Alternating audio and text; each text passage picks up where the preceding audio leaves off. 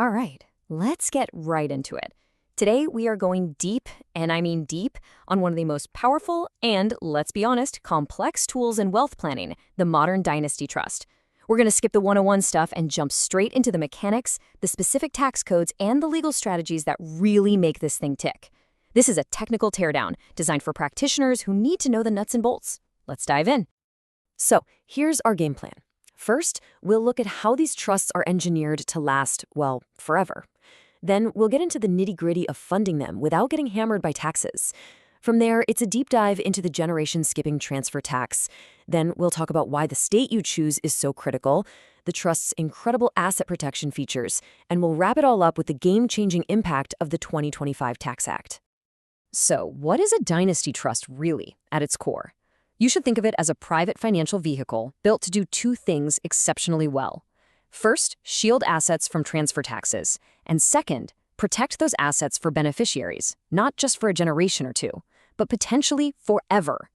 And the secret ingredient, the thing that makes all this possible, is modern state law finally getting rid of an ancient legal headache called the Rule Against Perpetuities. And this slide right here, this really draws the line in the sand. You know, a traditional trust, it has a built-in expiration date, usually around 90 years or so. And every time assets pass down the line, transfer taxes take a huge bite.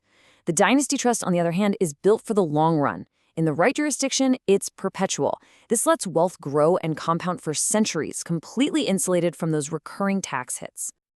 Okay, so a perpetual tax-proof structure. It sounds fantastic, right? But how do you actually get money into it without triggering a massive gift tax bill on day one? Well, it all comes down to navigating a very specific and kind of tricky part of the tax code.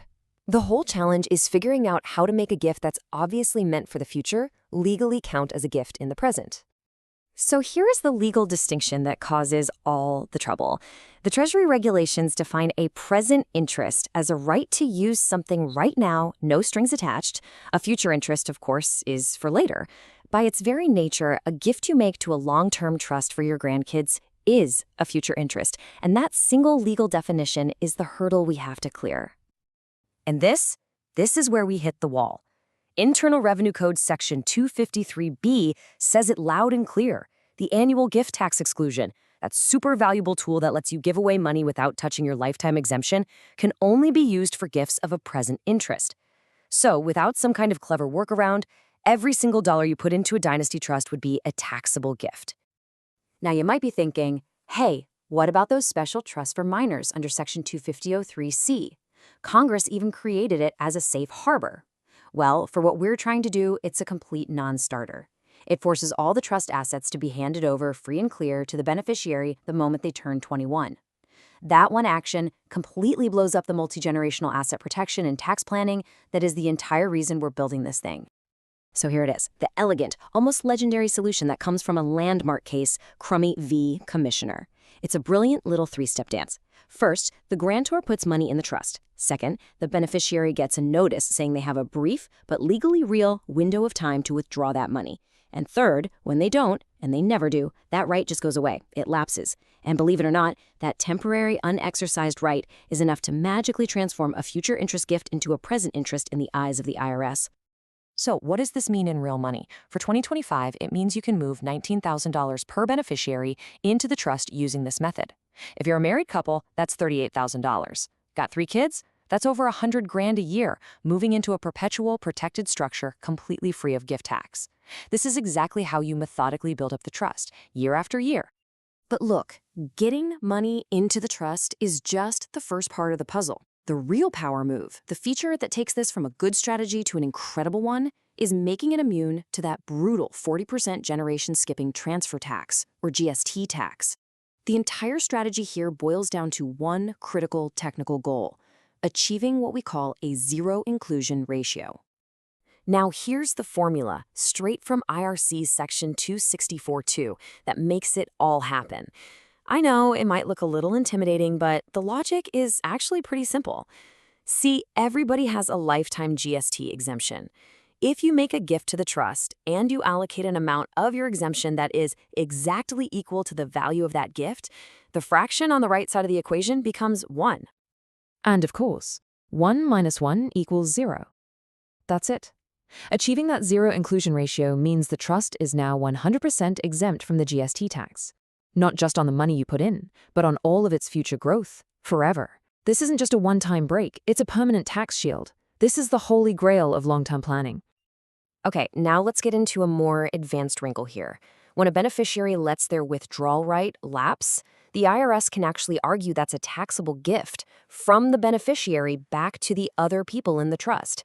This happens if the amount that lapses is more than the 5 and 5 safe harbor in IRC Section 2514E. That's $5,000 or 5% of the trust assets. So the sophisticated solution is what we call a hanging power. It makes sure only a small, non-taxable piece of the right lapses each year, while the rest just hangs around to safely lapse in the future. So far, we've been swimming in the deep end of federal tax law. But the very feature that gives the Dynasty Trust its name, its ability to last forever, has absolutely nothing to do with the IRS.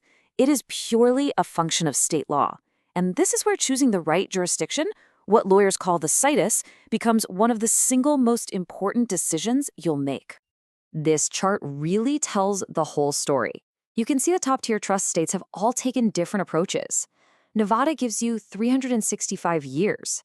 Alaska offers a 1,000-year trust. Delaware is perpetual, but only for personal property.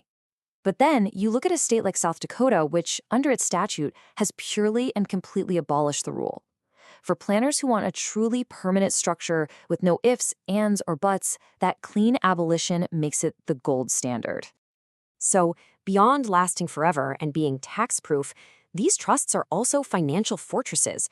We are talking about serious state law level protection from creditors. And this protection isn't just for the beneficiaries way down the line. In some states, it can even extend to the very person who created and funded the trust. Just listen to this language from the Nevada Supreme Court in the Klabacka case. It shows you just how powerful a well-written spendthrift clause can be. The court said, any attempt by a creditor to get at trust property is absolutely and wholly void. I mean, it doesn't get much clearer or more protective than that. It is an ironclad shield around those assets. But you can take the protection even one step further. A handful of states have passed these revolutionary statutes, creating what's known as a Domestic Asset Protection Trust, or a DAPT. This is a total game changer because it allows the grantor, the person who sets up the trust, to also be a discretionary beneficiary. And by doing that, they can shield their own assets from their own future creditors. This was legally impossible for centuries under common law. Now, the big challenge here is structuring this so the IRS doesn't say the grantor kept too much control. Because if they do, under IRC Sections 2036 and 2038, all those assets get pulled right back into their taxable estate. The modern solution is the directed trust. You basically split up the duties. You let the family act as an investment advisor, but you use an independent distribution advisor for any decisions on payouts. This structure satisfies the IRS's control concerns while still letting the family guide the investments. And all of this leads us right to this moment and a massive shift in the entire landscape. The 2025 Tax Act is not some minor tweak. It fundamentally changes the strategic math for high net worth families, and it has profound implications for how we use dynasty trusts. The headline number you need to know is $15 million. Starting in 2026, this becomes the new permanent federal exemption for gift, estate, and GST taxes, and it's indexed for inflation.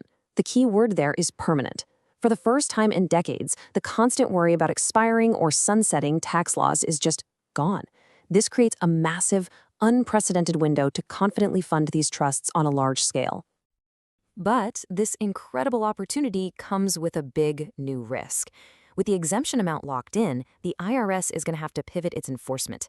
You can bet they'll start putting structures they see as too aggressive under a microscope, like the Reciprocal Trust Doctrine, where spouses set up identical trusts for each other. Getting the technical details perfect in the drafting and administration, that's no longer just a best practice, it is absolutely essential. Which leads us to a pretty powerful closing thought. When you combine a structure that can last forever, that's immune to the GST tax, that has multiple layers of creditor protection, and then you supercharge it with a massive, permanent $15 million exemption, has the Dynasty Trust evolved from just a niche strategy into the single most indispensable tool for achieving long-term financial sovereignty? The technical architecture we've just walked through strongly suggests the answer is yes.